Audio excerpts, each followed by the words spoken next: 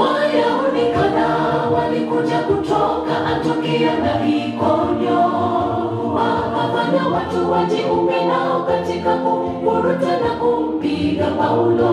Wakamtoa nje ya mji wakidhani amekwisha angamia, lakini waumini walipokusanyika na kumzunguka Paulo, alianguka na kuondoka pamoja na Barnaba hadi Derbe. Wakahubiri habari njema ya Bwana, watu wengi wakasikia.